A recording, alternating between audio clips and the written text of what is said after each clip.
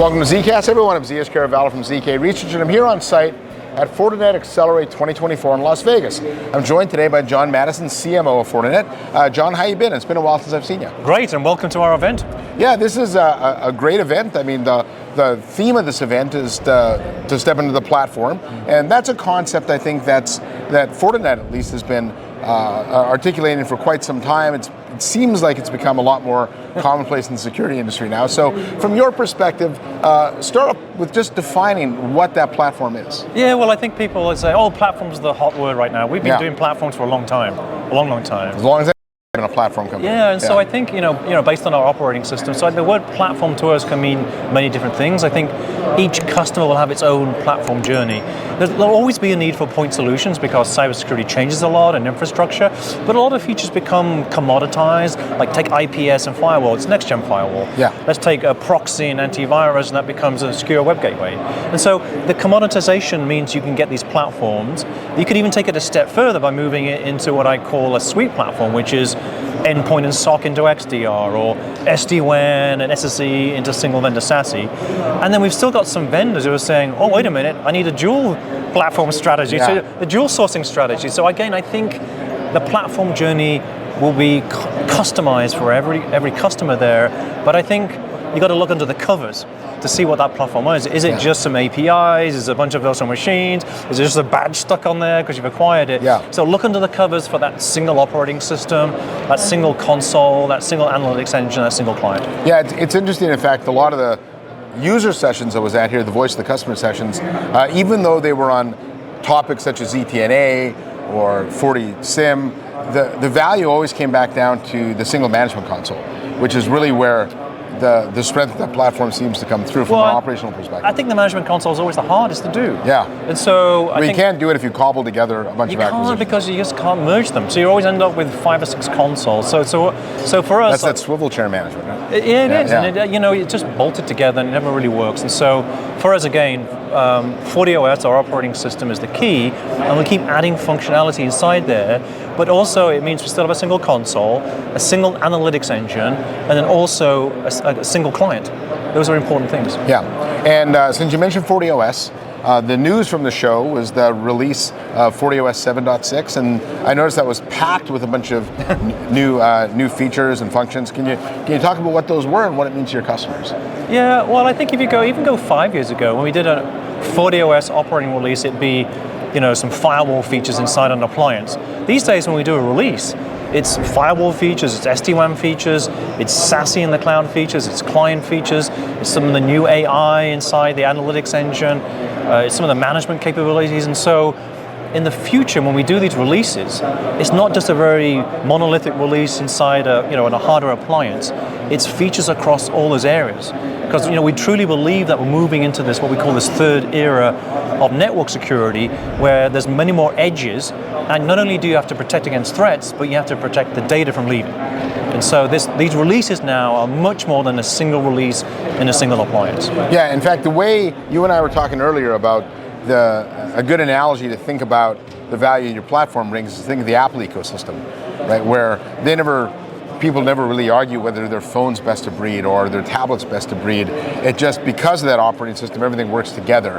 And it seems from the customers I've talked to here, indeed, if ever they are all Fortinet, all your stuff just works together seamlessly. Yeah, well, my simple analogy I've always given is our FortiOS operating systems like Apple's iOS on a phone. You used to have 3 or 4 devices, but now it's all come together on that iPhone camera, etc. And then our fabric is like an ecosystem, like the watch, the phone, and other things. So you connect those things in together. Yeah. And since you talk about SASE, on your CEO's during his keynote, Ken Z, he put up a slide which I thought was pretty interesting. It looked at the waves of evolution for Fortinet, where you started off as a firewall vendor. Then you moved into the next-gen firewall space and you consolidated a bunch of functions into there. And then the way the slide read is with unified SASE, that looks like it's the next evolutionary step for Fortinet, where you're consolidating some other functions. And so can you talk about that a little and explain what that means to your company? And I don't think it's just Fortinet. So I think the company's 24 years old. Our founder Ken Z started it. He started NetScreen as his first firewall company which was really focused on the connection, securing the connections.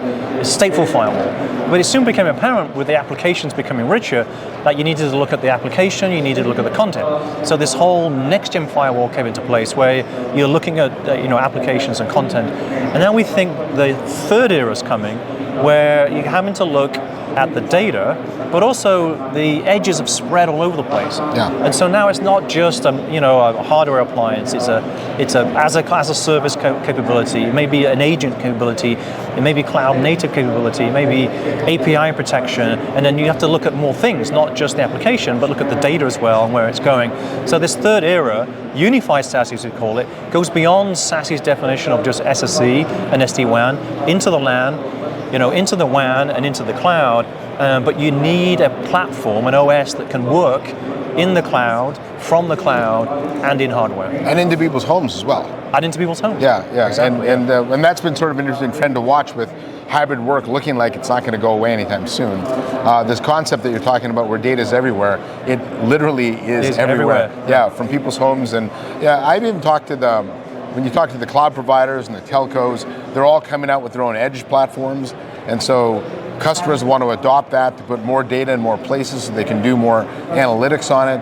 And so indeed, this environment we have where I think enterprises, I'm not going to say it was ever easy as an IT manager to do security, but at least you knew where your data was. Yes, yeah. And I think now you really have no idea. It's everywhere. As I said, there's got all these edges now which are everywhere. Yeah. So there's all these places it can escape. Yeah. So there's more data everywhere and there's more edges it can escape.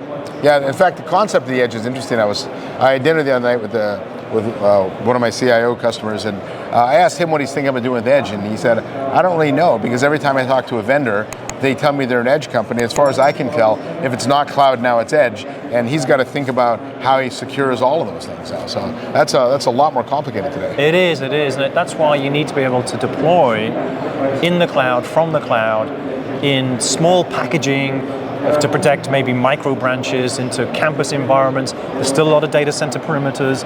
Then there's the cloud, all the different clouds, and then there's edge compute as well. So yeah, you need to be able to deploy that enforcement point controlled by the policy, long-term zero trust, anywhere across the infrastructure.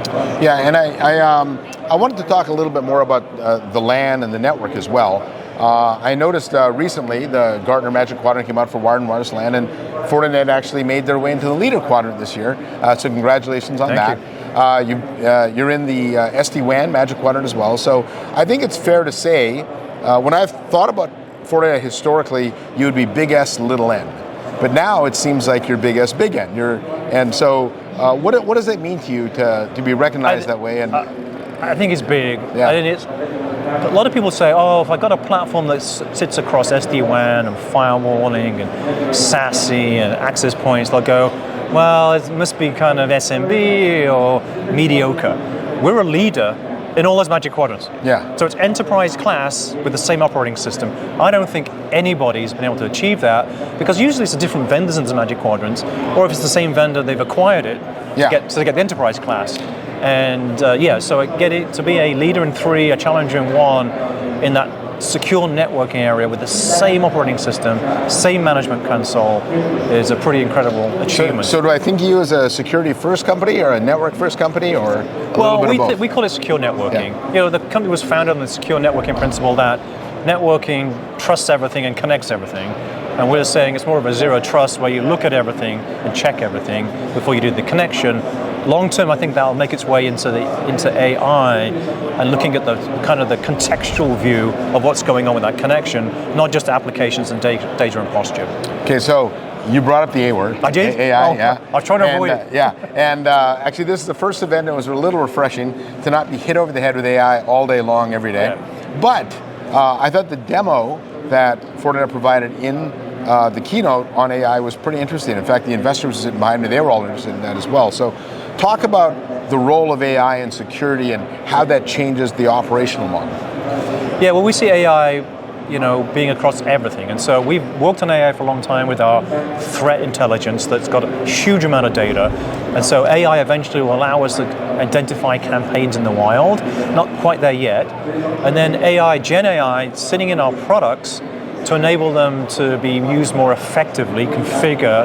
But then in our analyzer product, which is a mini SOC, it allows you to almost replicate a SOC analyst, not quite yet, where you can ask it things that the SOC analysts would normally do when they go scrambling around trying to find things. And that's the power of our fabric and platform, in that it has access to all those things. And so we can go and check different things, the client, the endpoint, the management system, and bring the information back. So we see that as really promising, because every company I speak to hasn't got enough SOC analysts. They haven't got the expertise. And so if we can create that virtual SOC analyst, that'd be fantastic. Yeah, in fact, the demo you showed, though, it's pretty close to being that conversational SOC analyst. People kind of think, oh, we're going to have a perfect virtual SOC analyst that does everything. Some nice baby steps will be great for most people, and that's why we're treating AI. Let's give these incremental improvements to the product to help our customers find things quicker, remediate. And does AI create, in some ways, a competitive inflection point for you? Because they say with AI, you're only as good as your data. And if you're a vendor and you've cobbled together a bunch of platforms through acquisition, you've got a bunch of silos of data. So trying to do AI across a bunch of silos doesn't work all that effectively, but you've spent the time and resources to have a single OS, single data set. Yeah. Does that actually create a competitive differentiator? Absolutely, and I think it's sometimes harder. Like when we first started into SD-WAN. Oh, clearly it's more work. Right? People say, oh, just buy something, or it's easier to make it separate because you can go faster. You put it into your mainstream releases, it's slower because you have to make sure it's inside there and it's high quality and everything else. So it probably takes us a couple of years longer. SASE is the same example. Yeah, it would have been easy just to build a completely new SSE engine from something. No, we use our FortiOS operating system inside there. It's taken us a bit longer, but once we get there, the advantage of using that single operating system, everything's compliant in terms of data structure, management consoles, and everything else. We can go a lot faster after that, but it just takes us an extra few years to get there because it's on the same platform. And I want to ask you about the other side of the AI coin. So clearly there's an advantage in being able to use AI to help the SOC analyst, but then as you've been talking about securing the data, and companies will be doing their own AI initiatives, what's your role, you think, in securing, not AI for security, but security for AI? So you're helping secure the company's AI initiatives. Yeah, and I think that comes to what I call the data leakage protection market that's been unconvincing, let's say, for the last... It's coming hard, and I think AI will help that, to be able to tag data correctly, especially unstructured data, which is very hard, and data that's moving. And once you can do that, then you can enforce the client or the network or the workload to provide that data protection. And just as importantly, as people are loading data into large language models, you've got to protect that as well. And so I think this DLP, data protection, both in terms of traditional and structured data, but data that's flowing into these large language models is going to be critical for customers in the future. All right, and so if we look ahead for the rest of the year, from an AI perspective, can you give any kind of hint as what customers might be able to expect? Well, we announced today AI for FortiAnalyzer. We previously announced Gen AI for SIEM and SOAR. I think eventually it'll be across all our products. You'll start to see some new services which are our threat intelligence pieces. Then we've also got AI we're rolling out for AI ops across the net. So the networking space is just the same. It's just making sure you have uptime, high availability. That's the AI ops piece. And then you'll start to see us roll out more and more DLP functionalities for the large language model. All right, John. Well, I really enjoyed my time here. We had some networking. We had updates to FortiOS. Some AI being sprinkled in. I thought it was a pretty good show. Over 4,000 people here this year. 4,000 people. Yeah, that's great. And I think it does show the breadth of the offering you have, as well as the depth that you have. So I think there's obviously more networking people here, where maybe in the past it would have just been security people. Yeah, so I think it's, to us, secure networking and unified SASE and AI-driven SecOps. Those are the big areas, the big marketplaces. We're playing in all of them. And from a technology perspective, we've got to push really hard. Yeah. All right. Well, thanks for the time. Thank you. So on behalf of John Maddison, I'm Zeus Caravallo from ZK Reach, and thanks for watching. Reminder to hit the subscribe button, and I'll see you next time on my next video.